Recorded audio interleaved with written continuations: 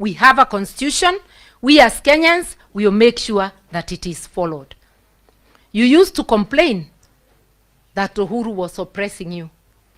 Uhuru allowed you to live, to operate, and did not even conduct a sham impeachment like the one you conducted in the case of my brother. Well, you can impeach him, but people have declared him the people's deputy president. And you can see everywhere he goes, he is being treated as such. My brother, march on, talk to Kenyans everywhere. Because what leadership is not about the salary you get at the end of the month. It's the service you give. I personally has not been in an elected leadership position for the last 12 years. My voice has not died. Because leadership is not about money. Leadership ni kujitolea. Na Gikuyu itungati is servant leadership. Let us all be servant leaders. Let us prepare the next generation of leaders. Next generation doesn't mean 10 years to come. It means whenever, kanane roshu kanane 2027, that elections are going. Yes.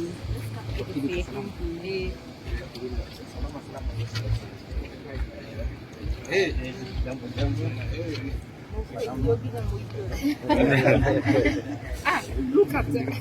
Senator.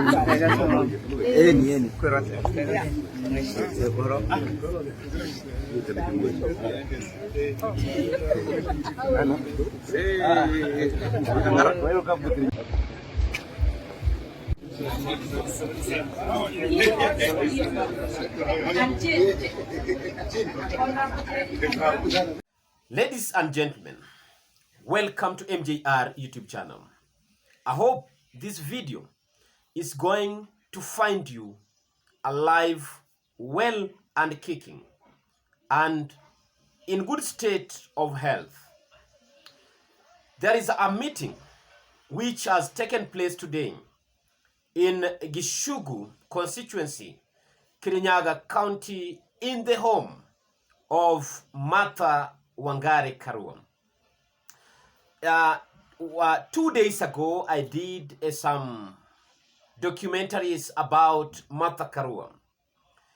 This is a lady of iron and wise. She has hosted former Deputy President Matha Gachagua. And a lot can be speculated about this meeting.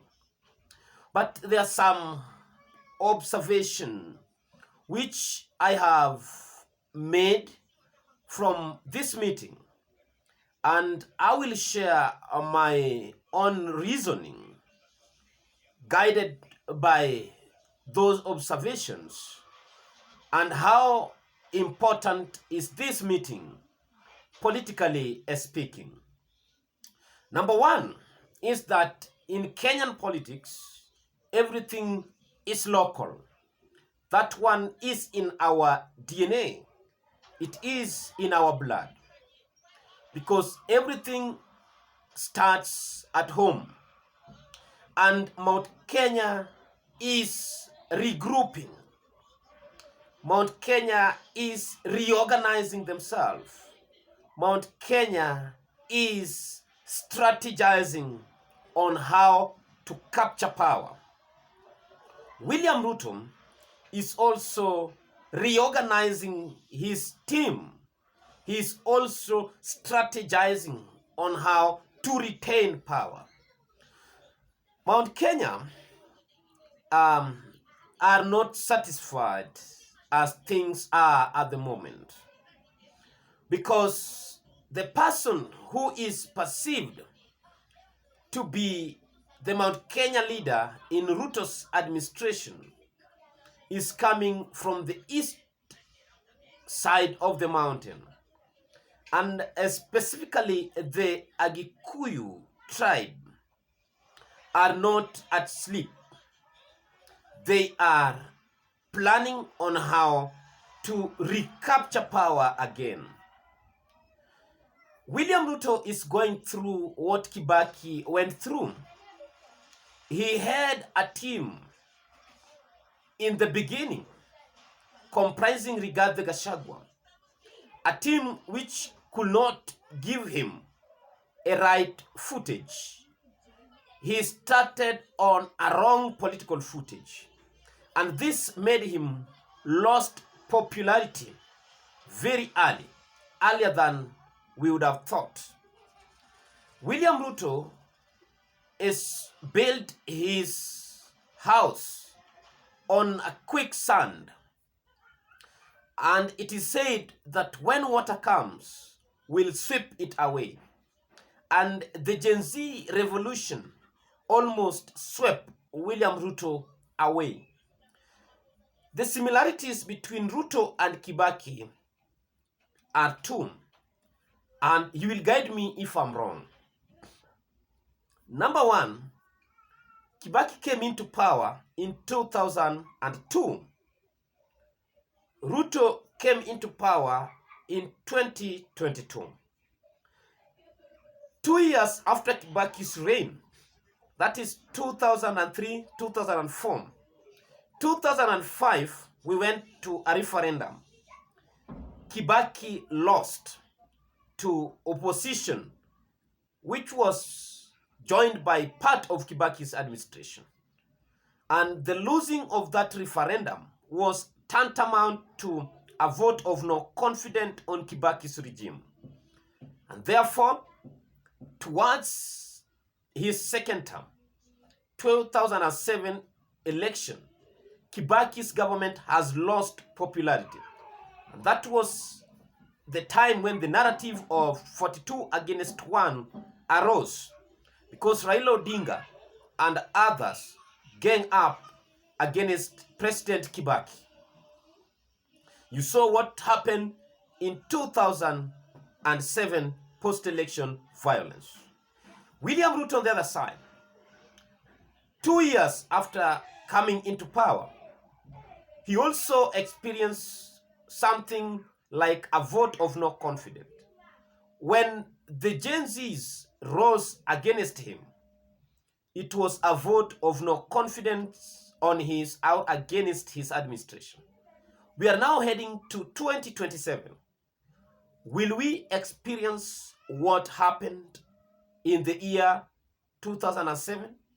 Because if you listen to utterances of the likes of Daniel Wanyama, if you listen to people like Oscar Sudi, if you listen to people like Farah Maalim, those who were mentioned by the NCIC, they are beating drums of war.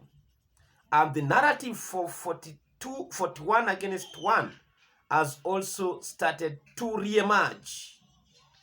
And Mount Kenya, if they want to organize themselves, they should do it in a nationalistic way. Just as Gachagua said, they are going to look at the people. Matha Karua has also made a very big announcement, politically speaking, that NARC Kenya Party will rebrand and has already rebranded to People's Liberation Party, which will be launched in the month of February. He has also invited Gachagua and the rest.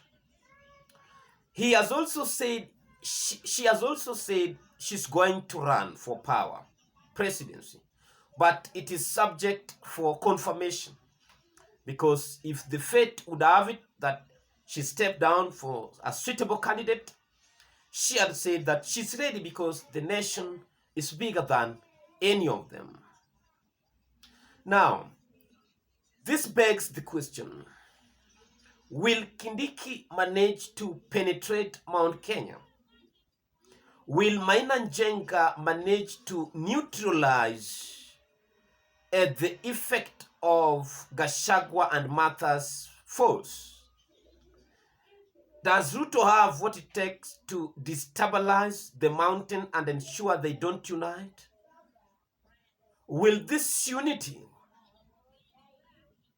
persuade Mount Kenya to vote otherwise. If that is so, then I can say authoritatively that Ruto's fate in Mount Kenya has been sealed and sealed forever. And if it can't change anything, then Ruto still has time to prove himself right, to correct the mistakes he did against the mountain. But what he should know is that there is a juggernaut of battle-tested warriors who are going to rise against him. And Gachagua has said and urged youths to continue on that spree and do not forget to register as voters so that they make a decision in 2027, and it must be a conscious decision. But what Kenyans will ask themselves, because the strength of Matha and Gachagua is the numbers of the mountain. Will the mountain follow them? If at all they will know that the team which Matha and Gachagua is supporting is not a formidable force that can make Ruto stumble, will they vote for Gachagua and Matha? That is the question we must ask. But as things stand now, the mountain is slippery for William Ruto. And such kind of meetings are going to happen. This is just a tip of iceberg. The other day, Uhuru Kenyatta told the Gen Zs to just maintain that position, zeal and zest, to put the government on check and to continue fighting for their rights. So I want to say that it is too early to say that Ruto second term is on trial. But it is also fit to say that Mount Kenya is showing signs that they are serious and they are going to have a candidate come 2027. The only question is that if that candidate will be able to wrestle William Ruto.